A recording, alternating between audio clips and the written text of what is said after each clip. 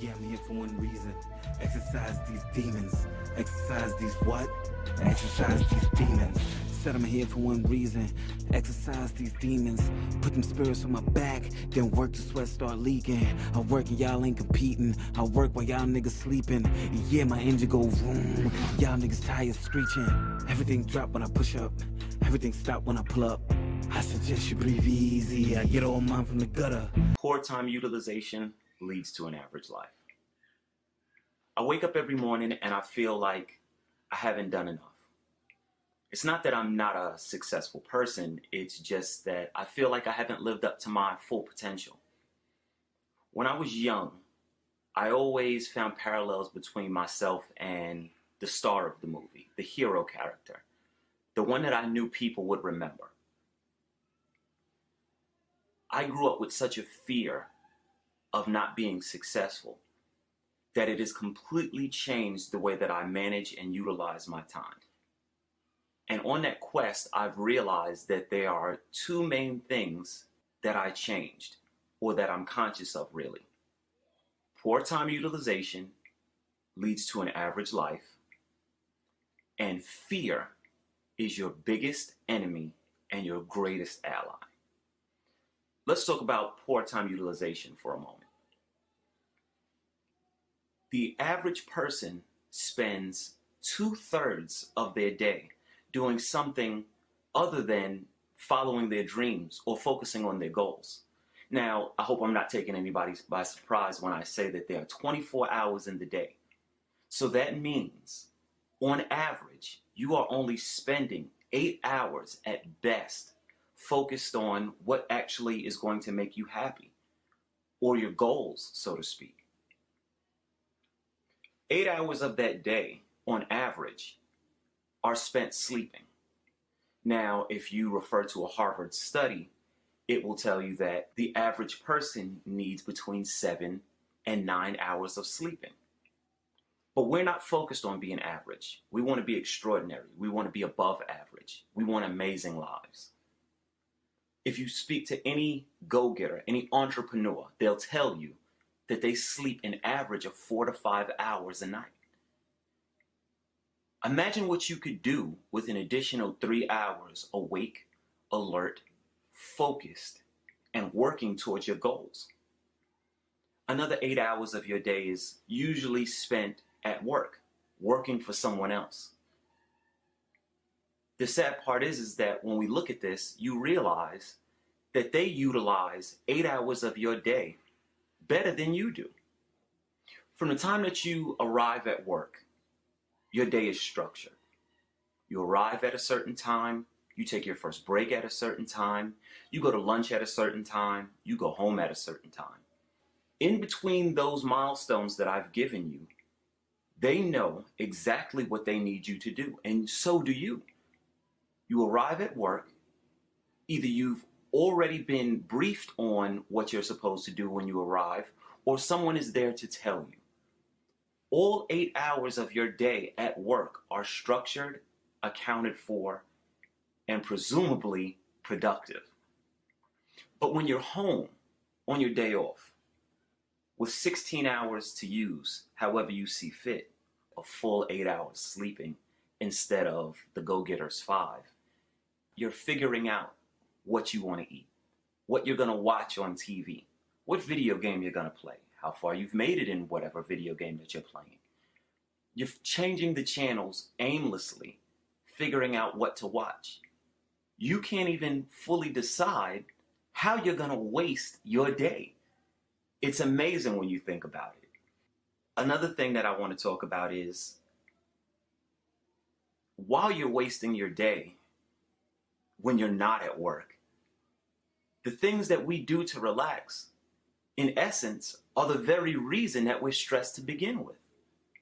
We're stressed because we're not in the position that we want to be. We're not where we want to be in life. We're not making the type of money that we want to make. We're not in the field that we want to be in. Why is that?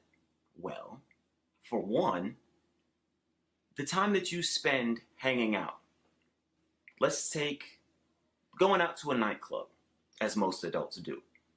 You'll spend an average of $200 after you've paid to get into the nightclub, bought a few drinks, maybe bought someone else a few drinks, and then spend cab money to get back home?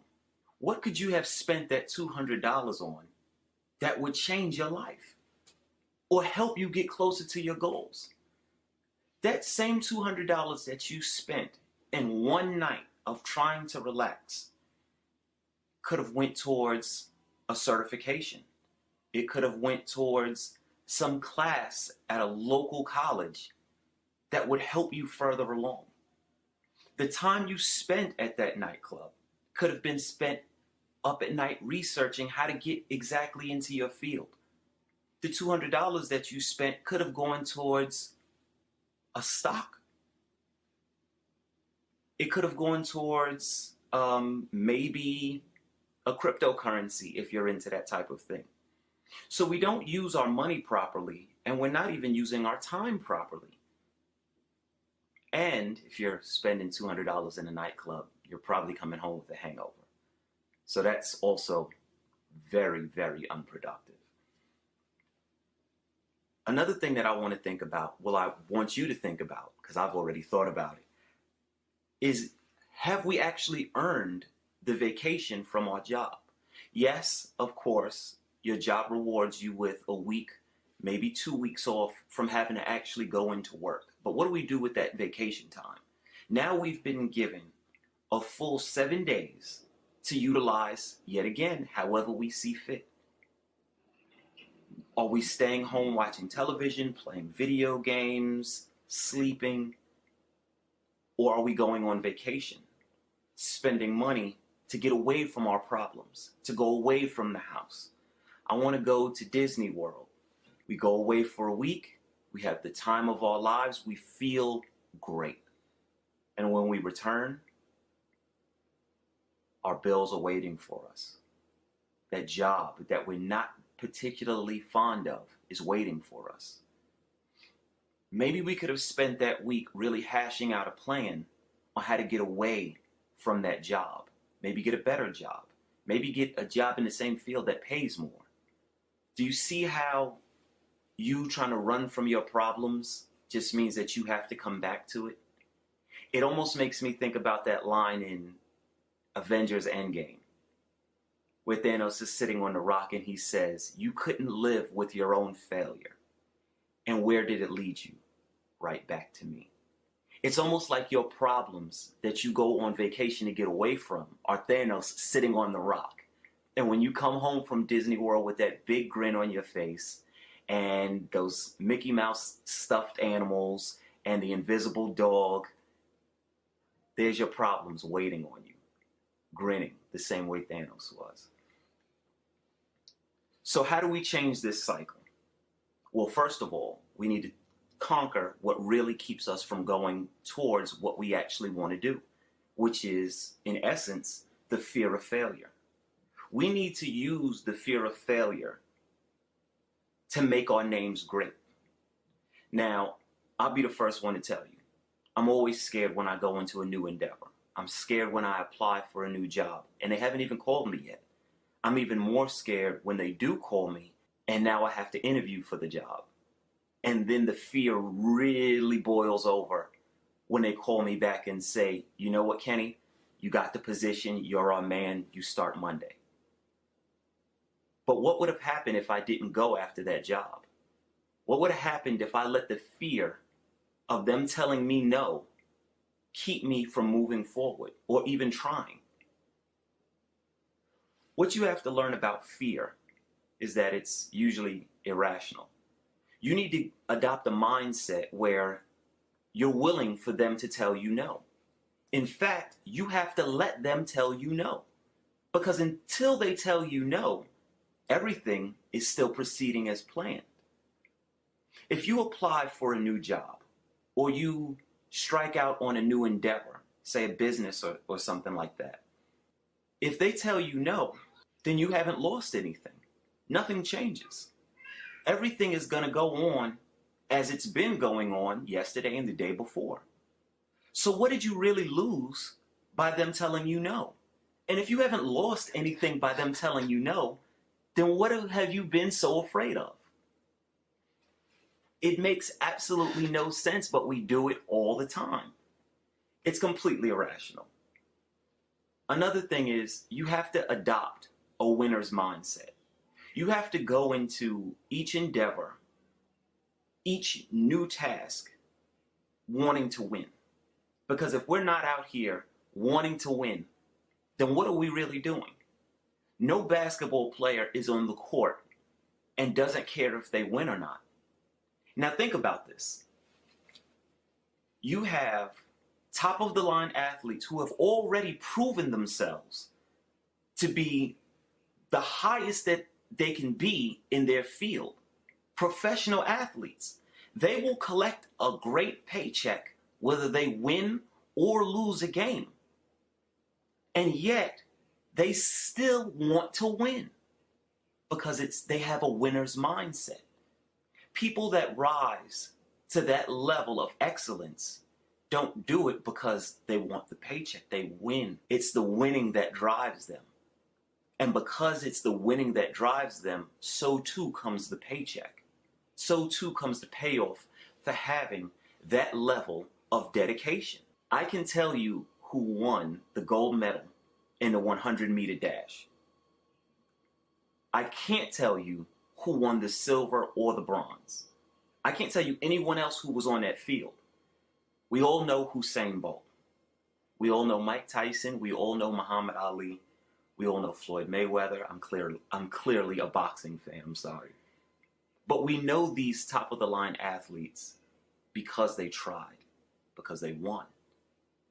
They've cemented a legacy, not rooted in just trying, but winning.